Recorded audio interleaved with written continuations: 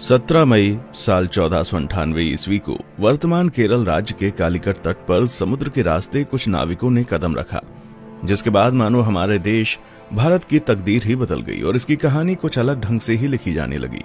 दोस्तों, ये वो दिन था जब यूरोपियन समुद्री नाविक एवं खोजकर्ता वास्को डी गामा ने भारत की खोज की थी। अब बहुत से लोग सोच रहे होंगे कि भारत का इतिहास तो हजारों साल पुराना है। सदियों से यहाँ पर जनपद, मौर्य साम्राज्य, गुप्ता साम्राज्य और दिल्ली सल्तनत के आदि राजाओं ने यहाँ पर राज किया था। तो फिर कोई कैसे भारत की खोज 1498 ईस्वी में कर सकता है? तो दोस्तों, आपको बता दें, भारत में सदियों से जितने भी आक्रमणकारी जैसे सिकंदर, मंगोल आदि आते थे, तो वह हमेशा भारत को पश्चिमी एशिया से जोड़ने वाले मशहूर रास्ते खैबर दर्रा से होकर आते थे।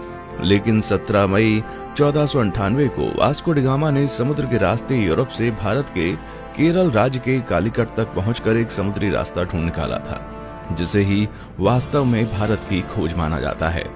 दोस्तों, आपको बता दें, उस समय भारत अपने कृषि उत्पादों के लिए बहुत ही ज्यादा मशहूर हुआ करता था। विशेषकर मसालों जैसे कि काली मिर्च, इलायची, दालचीनी आदि के लिए बहुत प्रसिद्ध था, जिस कारण उस समय भारत के साथ व्यापार करने के लिए यूरोप तथा अरब के देशों के बीच होड़ लगी रहती थी। लेकिन उस वक्त एशिया के प्रमुख देशों जैसे भारत, चीन, म्यांमार आदि के साथ व्यापार केवल स्थलीय मार्ग से ही होता था, जिसे सिर्फ मुस्लिम शासक एवं व्यापारी ही इस्तेमाल किया करते थे और मुस्लिम शासक उस मार्ग से यूरोपियों को व्यापार नहीं करने देते थे। लेकिन जब यूरोपीय लोग भारत में आने के बारे में और यहाँ की दौलत के बारे में सुनते थे, तो वे भारत पहुँचने के लिए और भी उत्सुक हो जाते थे। इसलिए व्यापार मार्ग की समस्या को खत्म करने के लिए कई यूरोपीय देशों ने यूरोप और भारत के मध्य एक समुद्री मार्ग खोजने का प्रयत्न शुरू कर दिया। मगर कई सालों के प्रयासों के बाद भी कोई सफल नहीं हो सका, क्योंकि उस समय यूरोप में समुद्र को लेकर तरह तरह की अफवाहें उड़ती रहती थी। जैसे कि कई लोगों का मानना था, अगर समुद्र में नाव को बहुत दूर तक ले गए तो नाव समुद्र के अंतिम छोर पर जाकर गिर जाएगी। इसलिए कुछ नाविक समुद्र में बहुत लंबा सफर नहीं करते थे। लेकिन फिर 1960 के दशक में पुर्तगाल के शहर सीन्स में जन्मे वास्को डी गामा ने भारत का समुद्री मार्ग ढूंढकर यूरोप के सामने व्यापार का एक नया दौर शुरू कर दिया और हमेशा के लिए इतिहास के पन्नों में अपना नाम दर्ज करा लिया।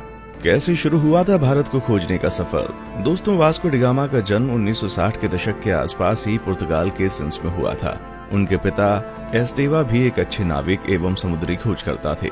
वास्को डी गामा का सारा बचपन अपने पिता के साथ एक नाविक और यात्रा के माहौल में बीता था।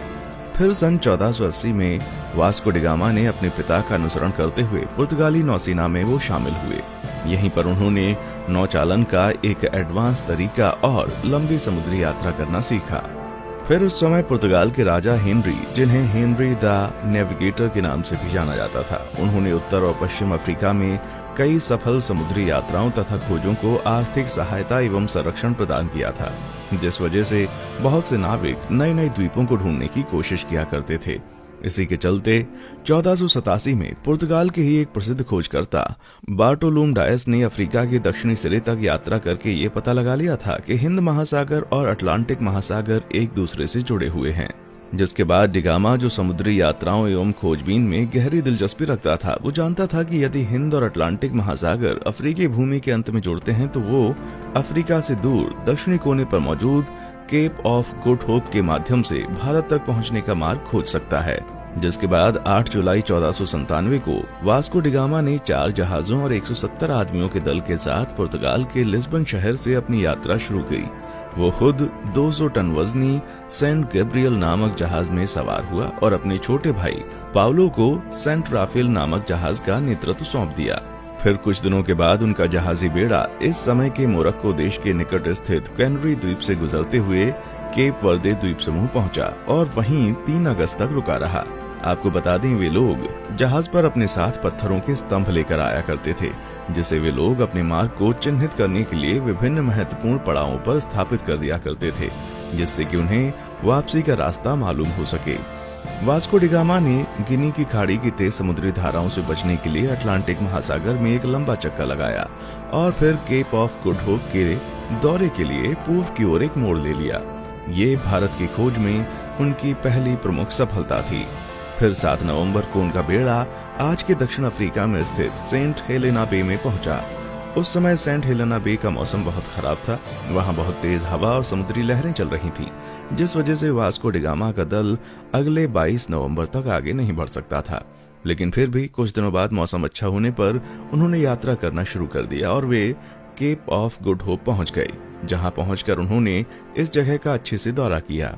दोस्तों, आपको बता दें, जब Vasco da Gama Cape of Good Hope नामक स्थान पर पहुंचे तो तभी उन्होंने महसूस किया कि उसका भारत तक मार्ग खोजने का सपना हकीकत में तब्दील हो सकता है।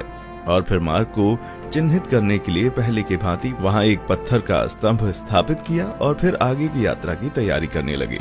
केप ऑफ गुड होप के आगे की यात्रा उन्होंने 8 दिसंबर को शुरू की थी और क्रिसमस आने तक वे दक्षिण अफ्रीका के नटाल तट पर पहुंच गए। अलग अलग नदियों को भीतर और बाहर से पार करते हुए डी गामा का बेड़ा धीरे धीरे मोजाम्बिक की ओर पहुंचना शुरू हुआ। इस बीच वे लगभग 1 महीने तक कहीं पर रुके और जहाजों की मरम्मती का काम किया। फिर 2 मार्च 1498 को डी गामा का बेड़ा मोजाम्बिक द्वीप पर पहुंच गया। जब डी गामा अपने दल के साथ मोजाम्बिक की धरती पर उतरा और वहां के निवासियों से मिला तो उन्हें लगा कि ये पुर्तगाली जहाजी भी उन्हीं की तरह मुसलमान है, इसलिए उन लोगों ने उनकी खूब मदद की। डी गामा का मोजाम्बिक में पड़ाव डालना काफी उपयोगी सिद्ध हुआ। वहां उसे समुद्र के किनारे बंदरगाह पर सोने, चांदी तथा मसालों से भरे हुए 4-5 जहाज दिखाई दिए। उसकी मुलाकात ऐसे स्थानीय लोगों से भी हुई जो कभी कभी भारतीय समुद्री तटों की यात्रा करते थे। इससे वास्को डी गामा को पूरा विश्वास हो गया कि वो उचित दिशा की ओर आगे बढ़ रहा था। उसे उस दिशा को समझने में भी मदद मिली जिधर अब उसे आगे बढ़ना था। फिर 7 अप्रैल 1498 को उनका बेड़ा मोम्बासा में प्रवेश कर गया तथा यात्रा के एक और महत्वपूर्ण ठहराव मोम्बासा के ही मालिंदी में लंगर डाल दिया। मालिंदी में डी गामा की मुलाकात कांजी मालम नामक एक ऐसे गुजराती नाविक से हुई जो भारत के दक्षिण पश्चिम तट के कालीकट जाने का मार्ग जानता था।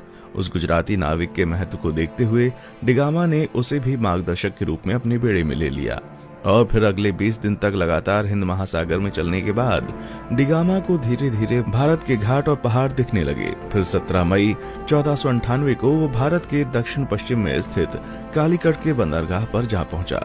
कालीकट में स्थानीय राजनयिकों द्वारा वास्को डी गामा का काफी अच्छी तरह से स्वागत किया गया।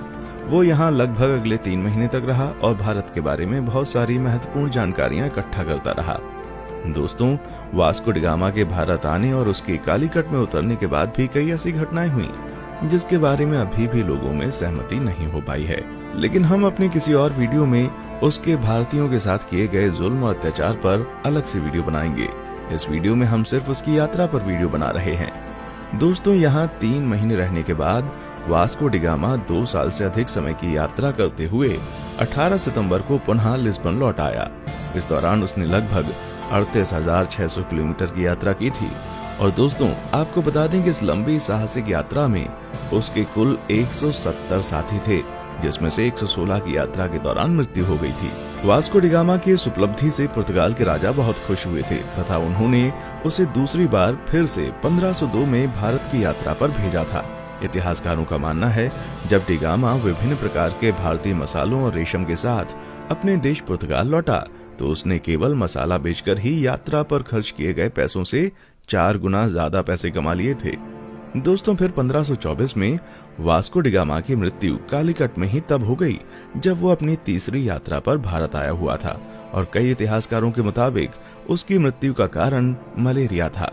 दोस्तों, जब डी गामा ने यूरोप और भारत के बीच का समुद्री मार्ग खोज लिया था तब डी गामा का नाम पूरे यूरोप में बहुत मशहूर हो गया था और उसकी उस साहसिक यात्रा की चर्चा सभी यूरोपीय देशों में होने लगी थी तथा धीरे धीरे अन्य देशों ने भी उसी खोजे गए रास्ते से अपने अभियान भारत भेजने शुरू कर दिए थे, जिस वजह से पुर्तगालियों के बाद डच, डेनिश, ब्रिटिश और फ्रांसीसी भी भारत आना शुरू हो गए थे। उसके बाद आगे के दशक में भारत में जो भी हुआ वो हम अच्छे से जानते हैं कि कैसे भारत इन यूरोपीय देशों की कॉलोनी बन गया। दोस्तों, आज के लिए बस इतना ही, फिर मिलते हैं एक और वीडियो में।